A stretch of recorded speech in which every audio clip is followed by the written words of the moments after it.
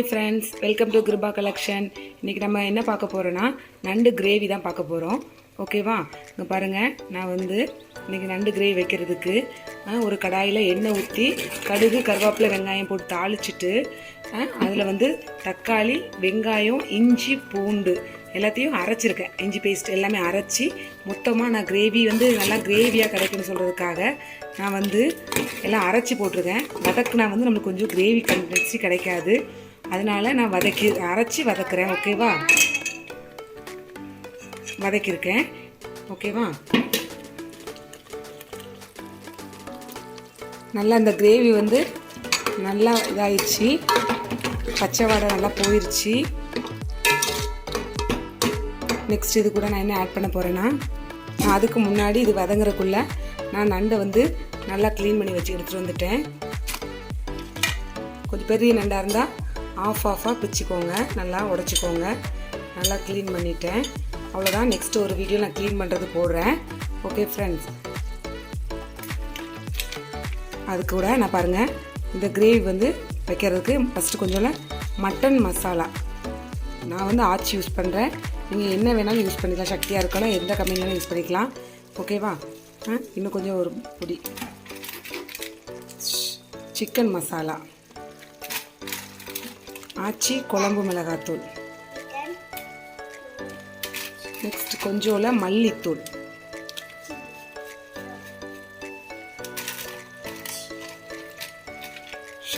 ஆச்சி chicken masala.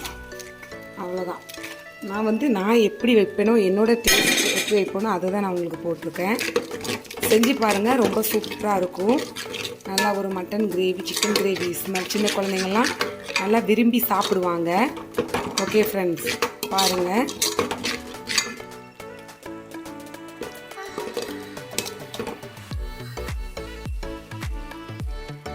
நல்லா எண்ணெய் நல்லா திரண்டு வர்ற அளவுக்கு கொஞ்சம் நேரம் விட்டுருவோம்.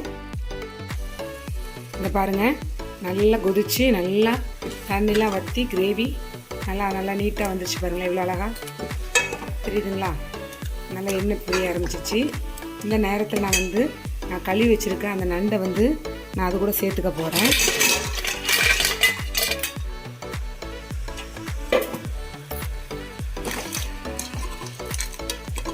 சேர்த்து நல்லா பரட்டி விடுங்க. இந்த பாருங்கள், நல்லா மசாலா எல்லா இடத்துலையும் படுற அளவுக்கு நான் நல்லா பரட்டி விட்டுருக்கேன். இதுக்கப்புறம் நம்மளுக்கு தேவையான அளவு எவ்வளோ தண்ணி வேணுமோ அந்தளவுக்கு தேவையான அளவு தண்ணி ஊற்றி நல்லா மூடி போட்டு மூடிடுங்க.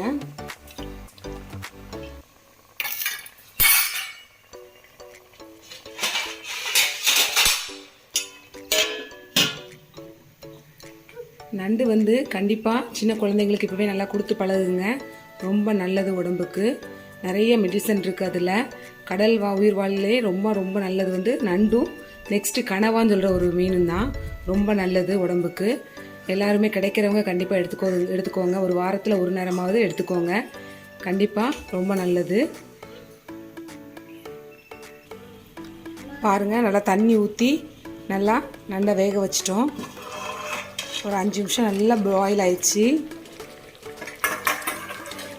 இந்த டைமில்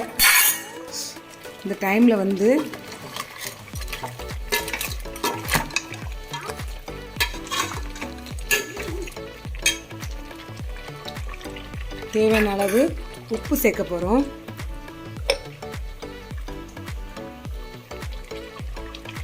அவங்கவுங்க எவ்வளோ தேவையோ, உங்கள் குழம்புக்கு எவ்வளோ தேவைப்படுமோ அந்த அளவுக்கு போட்டுக்கோங்க.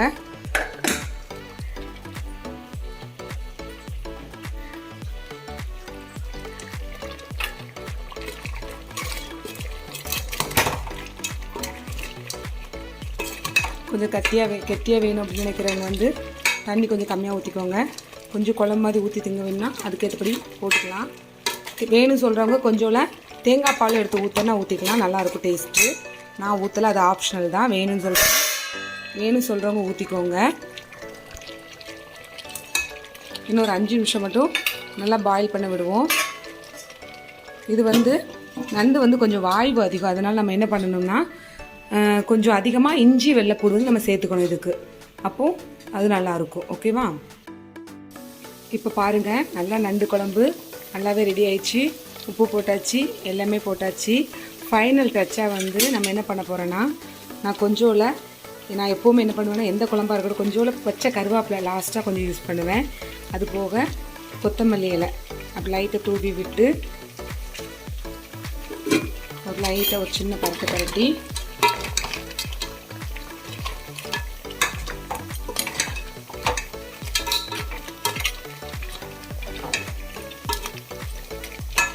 அவ்வளோதான். நல்லா அழகான நல்ல டேஸ்டான நண்டு கிரேவி ரெடி ஆயிடுச்சு. அவ்வளோதான், நம்ம ஸ்டவ் ஆஃப் பண்ணிடலாம். ஓகே ஃப்ரெண்ட்ஸ், இதே மாதிரி நீங்களும் வீட்டில் ட்ரை பண்ணி பாருங்கள். நண்டு கிரேவி எப்படி இருந்துச்சுன்னு எனக்கு கமெண்ட் பண்ணுங்கள். என்னோடய வீடியோ பார்த்துட்ருக்கோங்க, நான் போடுற வீடியோ உங்களுக்கு பிடிச்சிருந்துச்சுன்னா சப்ஸ்கிரைப் பண்ணுங்கள். உங்கள் ஃப்ரெண்ட்ஸ் அண்ட் ஃபேமிலி மெம்பருக்கு ஷேர் பண்ணுங்கள். ஓகே, பாய்.